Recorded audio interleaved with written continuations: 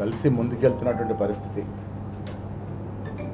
ఈ జిల్లాలో అభివృద్ధి జరిగింది అంటే గతంలో కూడా కాంగ్రెస్ హయాంలోనే జరిగింది. 2004 నుంచి 14 వరకు, ఇప్పుడు 2023 నుంచి 26 వరకు వచ్చిన పరిశ్రమలు కానీ, వచ్చిన కాలేజీలు కానీ, జరిగిన అభివృద్ధి కానీ, సంక్షేమం కానీ అంతా కాంగ్రెస్ హయాంలోనే.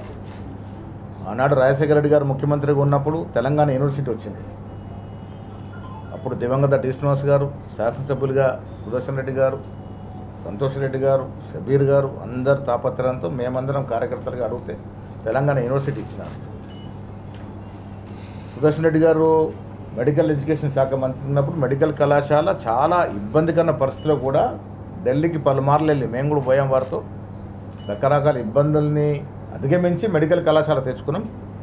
అది రాజశేఖర్ గారు ఇస్తే కిరణ్ కుమార్ రెడ్డి నేతృత్వంలో ప్రారంభం చేసుకున్నాం. 2021, 22 ప్యాకేజీలన్నీ కూడా ఆనాడు డబ్బులు వచ్చినాయి. తర్వాత టీఆర్ఎస్ మొండికేసింది. కొత్తగా ప్రభుత్వం వచ్చిన తర్వాత కూడా 35 ఏళ్ల కళ ప్రభుత్వ పరంగా ఇంజనీరింగ్ కళాశాల లేదంటే నేను పీసీ అధ్యక్షుడు అయిన తర్వాత పెద్దలందరి సహకారంతో ఇంజనీరింగ్ కళాశాల తేవడమే కాకుండా క్లాసులు కూడా స్టార్ట్ అయినాయి. ఈ రాష్ట్రంలో 3 అగ్రికల్చర్ కళాశాలలు వస్తే, ఒకటి ముఖ్యమంత్రి క్షేత్రంలో, ఒకటి ఉత్తమ్ కోట క్షేత్రంలో, ఒకటి పీసీ అధ్యక్షుడి కోటాలో వచ్చింది. అది కూడా క్లాసెస్ స్టార్ట్ అయినాయి. దాదాపు 600 కోట్ల హ్యామ్ రోడ్లు జిల్లాకు వచ్చాయి. పనులు ప్రారంభం అవుతాయి. లింబద్రి గుట్ట మీద, ఆర్మూరు గుట్ట మీద గెస్ట్ హౌస్ తెచ్చాం. ఉన్న స్కూల్స్ అని ఆధునికరణ చేస్తూ ఉన్నాం. ఇలా ఇంటిగ్రేటెడ్ కళాశాల అడగగానే బోధన కోసము రూరల్లో 2 ఇంటిగ్రేటెడ్ కళాశాలలు వచ్చాయి. దాదాపు 200 కోట్లు పెట్టి ఎస్సీ, ఎస్టీ, బీసీ, మైనార్టీ విద్యార్థుల్ని ఒక ఛత్ర కింద తీసుకొచ్చే కార్యక్రమం. దాంతోపాటు నిన్ననే పొంగులేటి శ్రీనివాసరెడ్డి గారు వచ్చినారు. ఈ రాష్ట్రంలోనే అత్యధిక ఇల్లు నిజామాబాద్కి ఇవ్వడం జరిగింది, ఇందిరమ్మ ఇల్లు. గతంలో కూడా సమైక్య ఆంధ్రప్రదేశ్లో కూడా కొన్ని లక్షల ఇల్లు ఇచ్చిన చరిత్ర కాంగ్రెస్ పార్టీది. మధ్య బీఆర్ఎస్ పార్టీ ఎక్కడ ఎవరికి ఇల్లు ఇచ్చిన పాపన పోలే. ఇలా ఇందిరమ్మ పేరిట ఇల్లు ఇస్తూ ఉన్నాం. సంక్షేమ విషయానికి వచ్చినట్టు మాకు ఎవరు సాటి రాదు, ఏ రాష్ట్రం సాటి రాదు. ఇలా సన్న బియ్యం కార్యక్రమం కానీ, ఉచితంగా ఇస్తున్నట్టు విద్యుత్తు 200 లోపు యూనిట్లు కాల్చుకుంటే 80% జనం దాన్ని వాడుకుంటూ ఉన్నారు. అంతకుముందు 500 నుంచి 2000, 3000 కట్టినట్టు పరిస్థితి. ఆ పరిస్థితి నుంచి వల్ల ఫ్రీగా కరెంటు పొందుతూ ఉన్నారు. రైతు భరోసా ఇచ్చాము, రుణమాఫీ దాదాపు 22 వేల కోట్ల రుణమాఫీ ఇచ్చిన పరిస్థితి. సో నిజామాబాద్ విషయానికి వచ్చినప్పుడు నిన్న పొంగులేటి గారితో రిక్వెస్ట్ చేయడం జరిగింది. మేమందరం కూడా హైదరాబాద్ మాదిరిగానే నిజామాబాద్లో ల్యాండ్ స్కేర్సిటీ ఉంది. మీకు తెలుసు, మీకు ల్యాండ్ ఇద్దామంటే ఇబ్బంది ఉంది. ఇక్కడున్న ప్రభుత్వ భూములోనే హైరైజ్ బిల్డింగ్స్ కట్టి దాదాపు 8 ఫ్లోర్లు పెట్టి దాంట్లో పేదవారికి ఇల్లు ఇచ్చే కార్యక్రమాన్ని ఇక్కడ సడలింపు చేసి హైదరాబాద్ మాదిరి నిజామాబాద్ కూడా ఫస్ట్ ఫేజ్లో పైలట్ ప్రాజెక్ట్ కింద ఇందిరమ్మ టవర్స్ వస్తూ ఉన్నాయి. సో ఆ రకంగా అన్ని రకాలుగా జిల్లాని అభివృద్ధి చేయాలని ఒక ఆకాంక్షతో ముందుకు పోతా ఉన్నాం. కాంగ్రెస్ పార్టీని స్ట్రెంథన్ చేసుకునే దాంట్లో కూడా నేను పీసీ అధ్యక్షుడు ఇక్కడ ఉన్నాను, సారు సలహాదారులుగా ఉన్నారు, శాసనసభ్యులు ఉన్నారు. పార్టీని కూడా స్ట్రెంథన్ చేయాలి. ఇవాళ దినమంతా కూడా మేము కార్యకర్తలతో సమావేశం అవుతా ఉన్నాం. మేము ఇవ్వబోయే సహకార సంఘాలు కార్యకర్తలు పనిచేసినట్టు కార్యకర్తల కోసమే దాని నామినేషన్ పద్ధతి తీసుకొచ్చినాం. ఇలా మండల అధ్యక్షులుగా, బ్లాక్ అధ్యక్షులుగా, వివిధ విభాగాల అధ్యక్షులుగా 5 ఏళ్ళు 10 ఏళ్ళ తరబడి కాంగ్రెస్ పార్టీ కోసం కష్టపడి పనిచేసిన వ్యక్తుల్ని ఇలా సొసైటీ నియమించి కష్టపడ్డ కార్యకర్త గుర్తింపు ఇవ్వాలని ఆ దశగా ప్రయత్నం జరుగుతోంది. అదే కార్యక్రమం ఇవాళ జరుగుతూ ఉంది. సో ఒకవైపు సంక్షేమం, ఒకవైపు అభివృద్ధి, మరొకవైపు పార్టీ నిర్మాణం. ఇలా రేవంత్ రెడ్డి గారు ఆనాడు పీసీ అధ్యక్షుడిగా ఈ జిల్లాకు కూడా పలుమార్లు వచ్చినారు. వారు ఇచ్చినటువంటి ప్రతి వాగ్దానంలో మెజారిటీ అంశాలు పూరిస్తూ ఉన్నాం. ఇంకా కొన్ని ఇవ్వాలి, దాపరికేం లేదు. కేసీఆర్ మా నెత్తిన పెట్టినటువంటి 8.5 లక్షల కోట్ల అప్పుని మోస్తూ నెల తిరగకుండానే 6-6.5 వేల కోట్ల వడ్డీ అసలు కడుతూ మిగిలిన డబ్బుతో సంక్షేమం అభివృద్ధి ఇస్తూ ఉన్నాం. చాలా ఇబ్బందిగా పరిస్తున్నా ఏది కూడా జారవిడ్చకుండా ఇచ్చిన ప్రతి మాటను నిలబెట్టుకోవాలనే ధ్యేయంగా ముందుకు పోతూ ఉన్నాము.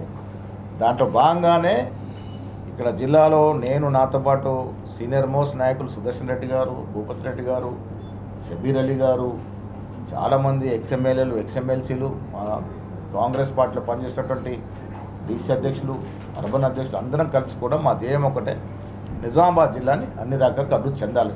అతి త్వరలో మాస్టర్ ప్లాన్ విషయంలో కూడా మేమందరం మొన్న ముఖ్యమంత్రి గారితో మాట్లాడడం జరిగింది.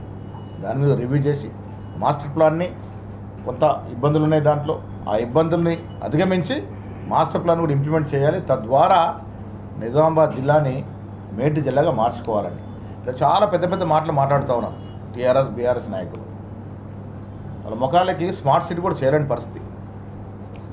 మనకన్నా వెనక వచ్చినటువంటి మున్సిపాలిటీ మనది 1932 34లో మున్సిపాలిటీ అయితే 1950లో మున్సిపాలిటీ అయింది కరీంనగర్. మనది 2003లో కార్పొరేషన్ అవుతే అది 2009లో 10లో కార్పొరేషన్.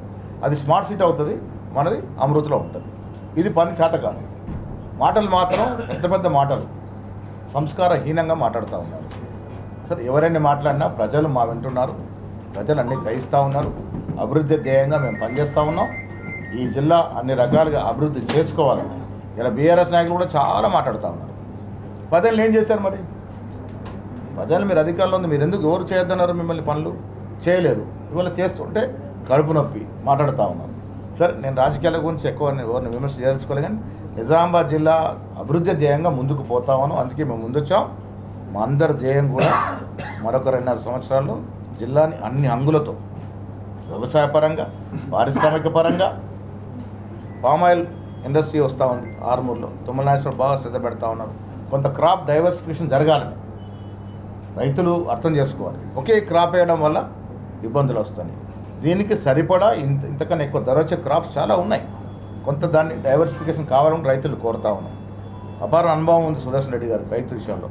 వారు కూడా ఇదే మాట చెప్తా ఉన్నారు. సో అగ్రికల్చర్ పరంగా ఒక మేటి జిల్లా ఇది. నిజాం సాగర్, పోచంపాడు మనకు పెద్ద నీళ్ళు లేకపోయినా గుత్పా అల్లిసాగర్ ఇవన్నీ కూడా పారించుకున్న పరిస్థితి. 21, 22, 23 ప్యాకేజీలు కూడా నిధులు ఇవ్వాలని భూపతి రెడ్డి గారు చాలాసార్లు మంత్రిని అడిగినారు. మేము కూడా అడుగుతా ఉన్నాం. ఇవన్నీ కంప్లీట్ చేసుకొని వచ్చే ఎన్నికల నాటికి ఈ నిజామాబాద్ జిల్లాని అన్ని రంగాలు అభివృద్ధి చేసుకోవాలన్న ఆకాంక్షతో మేము ముందున్నాం. ధన్యవాదములు. పెద్దలు సుదర్శన్ రెడ్డి గారు మాట్లాడతారు. ముఖ్యమంత్రి గారు నిరంతరంగా అభివృద్ధి విషయంలో ఏ రాజు లేకుండా ముందుకు పోతూ ఉన్నారు. సార్ ప్రతి పార్టీలో కొంత ప్రజాస్వామిక స్వేచ్ఛ ఎక్కువ ఉంటుంది. అందులో కాంగ్రెస్ పార్టీలో కొంత ప్రజాస్వామ్యం ఎక్కువ. మేము కూడా కొంత బాహటంగా మాట్లాడుకునే వెసులుబాటు కాంగ్రెస్ పార్టీలో ఉంది, ఏ ఇతర పార్టీ లేదు. మీరు గతంలో చూశారు డిప్యూటీ సీఎం రాజాని అర్ధరాత్రి ఏ రకంగా గెంటేశారో, పదవులు ఊడ్చేసి పక్కన పెట్టారో, ఏ రకంగా ఈటల రాజేంద్రని గెంటేశారో. బీజేపీలో అమిత్ షాకి మోడీకి వ్యతిరేకంగా మాట్లాడి ఒక్కరోజున ఉండగలుగుతారా పార్టీలో? సో మా దగ్గర ఇది ప్రజాస్వామ్యం నమ్ముకున్న పార్టీ కాబట్టి కొంత ప్రజాస్వామిక స్వేచ్ఛ ఎక్కువ ఉంటుంది. ఎక్కువనప్పుడు 1-2 మార్లు అవకాశాలు వస్తాయి. మాట్లాడినా దాన్ని సరి చేసుకునే అవకాశం. అద్దులు దాటినాక ఎవరిని కూడా స్పేర్ చేసేది ఉండదు, అది ఎంత పెద్దవాడైనా. ఇది కాంగ్రెస్ పార్టీ విధానం. పెద్ద పెద్ద నాయకుల్ని మేము ఏఎస్లో పోగొట్టుకున్నాం. క్రమశిక్షణ ఉల్లంఘించిన వారు ఎంతటి పెద్దవారని ఉపేక్షించదు ఉండదు. ఇది కాంగ్రెస్ పార్టీ విధానం. ముఖ్యమంత్రి గారి గురించి, పార్టీ గురించి అడ్డగోలుగా మాట్లాడతానంటే నడవదు. ఇదొక పద్ధతి ప్రకారం నడుస్తున్నట్టు పార్టీ. స్వేచ్ఛ ఇస్తున్నాం కదా, స్వేచ్ఛ ఉంది కదా అని ఇష్టారాజ్యంగా మాట్లాడడం లేదు. మీకేమైనా బాధ ఉంటే, మీకేమన్నా ఇబ్బందులు ఉన్నప్పుడు చెప్పుకోవడానికి మా కాంగ్రెస్ పార్టీలో దశల వారీగా ఫోరమ్స్ ఉన్నాయి. మీకు ఇబ్బంది ఉంటే పీసీ అధ్యక్షుడు చెప్పుకోవచ్చు. ఇంకా సాటిస్ఫాక్షన్ కాకుంటే ఇన్ఛార్జ్ ఏఐసిసి మీనాక్షి నటరాజన్ గారు నిజాయితీ పర్రాలు, నిక్కచ్చిగా ఉండేటువంటి వ్యక్తిత్వం ఉన్నటువంటి నాయకురాలు కాబట్టి అక్కడ పోయి చెప్పుకోవచ్చు. అక్కడ మీకు సాటిస్ఫై కాకుంటే పై లెవెల్లో కేసీ గారు ఉన్నారు, ఖర్గే గారు ఉన్నారు, ఎప్పుడు అపాయింట్మెంట్ ఇచ్చినా కలుస్తారు, చెప్పుకోవచ్చు. మీ బాధని, మీకున్నటువంటి ఇబ్బందుల్ని వ్యక్తపరుచుకున్నటువంటి ఫోరం ఉన్నప్పటికీ బహాటంగా బయటకు వచ్చి మాట్లాడతామంటే ఆ మాటలను తీరుతెన్నులు బట్టి హద్దులు దాటినప్పుడు డెఫినెట్గా చర్యలు ఉంటాయి. ఇది పార్టీ విధానం. పార్టీ విధానానికి అందరూ కట్టుబడి ఉండాలి. ఓకే.